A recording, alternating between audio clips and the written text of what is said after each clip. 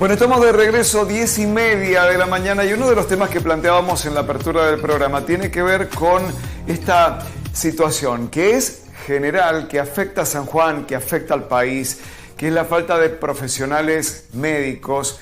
Es un problema estructural a punto tal que se ha convertido en política de Estado a acelerar la creación, la apertura de la carrera de medicina en la Universidad Nacional de San Juan, y es una respuesta que tendrá impacto en el mediano y largo plazo. Mientras tanto, decíamos, no es un problema excluyente de San Juan, y hay áreas más delicadas que otras, más necesitadas que otras. A fines de la semana pasada, los pediatras de Mendoza emitían un comunicado muy preocupante, ciertamente, por ahí lo tenemos, en el que alertaban la cantidad de profesionales que o están abandonando este oficio, esta tarea, para dedicarse a otras cosas, o están abandonando el país también.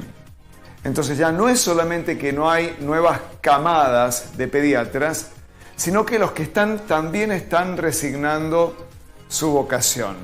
Y no es solamente una cuestión de presupuestos estatales, de salud pública, sino también de aranceles, de honorarios que pagan las medicinas prepagas. Es lo que plantea este comunicado, ¿no? La necesidad de que las prepagas activen algunos suplementos a modo de coseguro para mejorar esos ingresos que han quedado muy desfasados respecto de la inflación. ¿Cuál es el panorama en San Juan? Lo vamos a tratar ahora con el doctor Carlos Bordes, que es el presidente del Colegio Médico de acá de la provincia. Doctor Bordes, ¿cómo le va? Buen día. Daniel Tejada lo saluda. Buen día, ¿cómo le va? Saludos a usted y a su audiencia. Planteamos esto y nos parecía oportuno, porque si no parece que es un problema de San Juan, ¿no? Y resulta que la realidad es bastante más abarcativa. ¿Cuál es el cuadro de situación acá en la provincia? No, el cuadro de situación en la provincia no es para nada diferente de lo que pasa a nivel nacional. O sea, es un efecto generalizado. Recién escuchaba esto de que la gente está abandonando, se está yendo del país. Creo que no es solo en la parte médica, sino en la parte en general de todo lo que es la parte principalmente de la gente joven. De todas maneras, también escuchaba que decías respecto a generar más médicos, a universidades para generar más médicos. Yo creo que si bien eso está bueno, porque va a cumplir con toda la necesidad de la gente, también creo que pasa un poco más por la planificación de las cosas. Hay algunos médicos, algunas especialidades que se ven muy afectadas y otras que no. Entonces, en una planificación de oferta, demanda, necesidades, lo que hay que hacer, a mi criterio, es decir, bueno, apuntar a la formación de médicos en base a la necesidad que hoy tenemos en la provincia. Uh-huh. Bien, porque hay ¿cuáles son las áreas que más no críticas, están... doctor Bordes? ¿Cuáles son las especialidades que ustedes advierten son las más críticas? Y la más crítica hoy por hoy es pediatría, neonatología, terapia intensiva, que son especialidades, por ejemplo, terapia intensiva adulto, especialidades muy delicadas desde el punto de vista de la calidad de atención al paciente, porque son pacientes críticos. El paciente pediátrico hoy por hoy ha aumentado considerablemente por la época del año, y eso hace que se vea desbordado tanto a la atención pública como privada, ¿no? Uh-huh. ¿Y cuál es el motivo de la escasez de profesionales en estas áreas? No hay residentes, no hay vocaciones, los honorarios, los ingresos no son acordes. Principalmente en cuanto a la parte formativa, lo que es la parte de residencia, que hay inclusive cargos que no son ocupados, donde antes rendían 100 para 10 cargos, ahora no se cumple ni siquiera cubrir los 10 cargos. Creo que es una cuestión económica, financiera de la gente. Hoy por hoy, después de hace muy poco tiempo que hizo un paro las residencias, acá en San Juan lograron recién un ingreso que le pagaran entre nación y provincia de 190.000 pesos. Bien, por debajo de lo que hoy están poniendo el salario mínimo. y chicos que dedican, porque no pueden trabajar en la parte privada, ha sido así una dedicación exclusiva al hospital, y muchos de ellos tienen familia. Imagínate que están todo el día en el hospital, no pueden trabajar en la parte privada y encima cobran 190.000 pesos. Cuando un chico puede como médico trabajar en una ambulancia, haciendo guardia en algunas clínicas, puede hacer un ingreso de 500.000 pesos. Entonces, es muy lógico que la gente hoy por hoy, con la situación que vivimos, busque el mayor ingreso de dinero a su bolsillo. Entonces creo que ese es el punto fundamental, porque hoy por hoy las residencias no se están cumpliendo con todas las becas, ¿no? O sea, hay claramente un desincentivo para esas especialidades.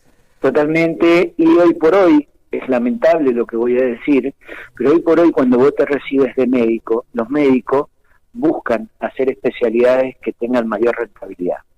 Ya ni siquiera es tanto por la vocación, sino por decir, hoy por hoy los médicos clínicos, los médicos terapistas, los médicos, inclusive los pediatras que viven de la boletita, por decirlo así de alguna forma, ¿sí?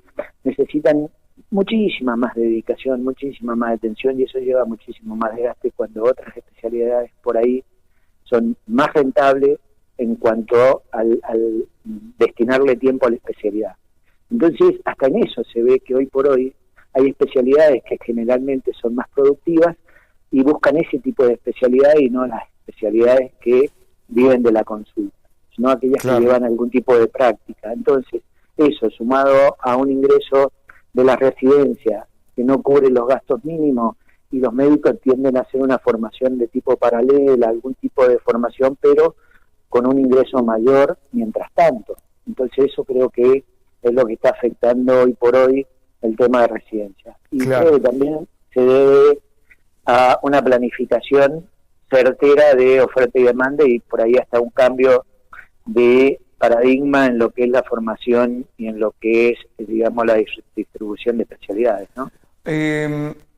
Está claro el impacto y la responsabilidad del Estado, tanto nacional como provincial, en las residencias médicas. ¿Qué pasa con el sector privado y los aranceles, los pagos que hoy están haciendo las prepagas? Porque en el comunicado de los pediatras mendocinos se habla de el exponencial incremento que tienen que pagar los asociados a una prepaga, y que no ha tenido correlato con lo que las prepagas están pagando las prácticas médicas. Claro. Te cuento un poco. Hay un fenómeno, vuelvo a insistir, que es nada más y nada menos que una repercusión de lo que está pasando en el país. O sea, la medicina, la salud no escapa a esto. Muchos, sí, trabajadores, sí, tenían la oportunidad de tener, generalmente vos cuando ingresás a un trabajo te corresponde una obra social X, ¿está bien? Por un tema de un año. Pero vos podés pagar tu prepaga si quieres y tener una prepaga donde vos podés tener mayor calidad de prestación, bien, que la de origen tuyo. Lo que se está viendo es que esa gente ya no puede pagar esa prepaga y vuelve a su obra social de origen. Por ejemplo, de los periodistas. Y vos podés tener otra prepaga que decidiste tener, y hoy por una cuestión de los incrementos de los valores de la prepaga, ¿sí?, ha hecho de que gente vuelva a su obra social de origen o sindical, en algunos casos. Entonces, ese fenómeno se está viendo, pero por una cuestión lógica de costo, no es otra cosa. Sí, no digo, pero el pago, doctor, los médicos, ¿están cobrando bien las prestaciones a las prepagas o no? Mira, los reclamos hoy por hoy, en base a esa política que vos me dices, se ha cambiado, porque ahora las sociedades científicas, en base a las sociedades a nivel nacionales, tienen su valor ético profesional, que son los que ellos piden para cobrar. Sí. Bien, o sea, no es una decisión de mía, tuya, o quién va a cobrar cuánto, es una decisión de un valor ético profesional. Sí, con una sociedad. ¿Y las prepagas lo están pagando o están por debajo de eso? No, las prepagas hoy por hoy tienen la obligación de pagarlo, si no, no tienen la prestación. Entonces está ahí, se rompe el equilibrio, es decir, lo que ingresa la prepaga versus lo que debe pagar. Entonces es una negociación permanente para ver cómo se puede buscar el equilibrio entre los ingresos que tienen la prepaga versus lo que piden los médicos como un horario médico, que es un valor ético profesional. Ahora, ¿el valor ético profesional está retrasado, ha quedado por debajo de la inflación? No, lo están teniendo, ellos lo están teniendo, lo que pasa es que te lo quieren implementar a vos porque es lo que ellos consideran que corresponde, y es así. Y ahí donde, en esa ruptura de desequilibrio, puedes decir, bueno, el valor ético 4.500 pesos, lo dice la sociedad, vamos a poner de pediatría, que es un valor estipulado a nivel nacional. Entonces vos decís, bueno, este es el valor. Entonces la obra social privada te dice, no, yo puedo 3.000. Y ahí donde viene este cobro de diferencia al llegar el valor ético profesional, que recae sobre la gente. Eso implica que no es diferencia de valor ético le vamos a poner. El plus yo lo considero otra cosa, pero suponiendo que es la diferencia para llegar al valor ético profesional. Eso pone en situación a la gente, que hay gente que no tiene ese valor.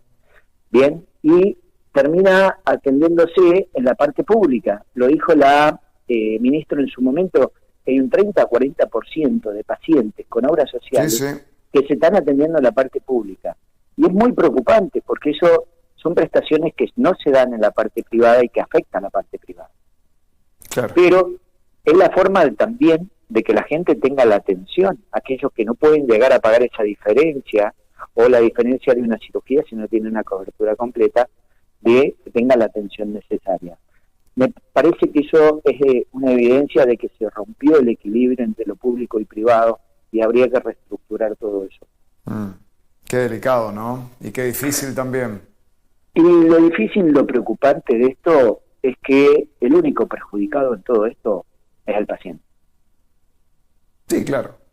Que es el que no debería hacerlo. Es muy angustiante saber que vos pagás tu obra social, trabajás, aportás a tu obra social y tener que terminar en un hospital público.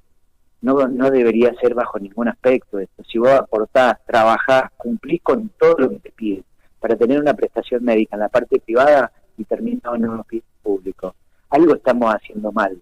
¿Me explico? Yo creo que de ahí debe arrancar el análisis de lo que es salud pública privada. Si bien, vuelvo a insistir, con todo esto de pandemia y todo lo demás, desde el Ministerio se trabajó conjuntamente con la parte privada en forma articulada, y ningún paciente dejó de atenderse en la época crítica de pandemia. Las dos medicinas, por decirlo así, que la salud una sola, pero la medicina privada y pública, llevaron adelante la pandemia y a ningún sanjuanino le faltó la cama, la atención. Pero en esto creo que hay que repensar todo y reestructurar en cuanto a la residencia, la formación, en oferta y demanda, necesidad de la gente, y apuntar a no abrir residencias que ya tienen la oferta y la demanda equilibrada, no abrir residencias de lo que necesitamos o necesita la gente. Está muy claro, doctor Carlos Bordes, le agradecemos el contacto con Canal 13. No, gracias a ustedes, un abrazo. Hasta luego, buen día. Carlos Bordes es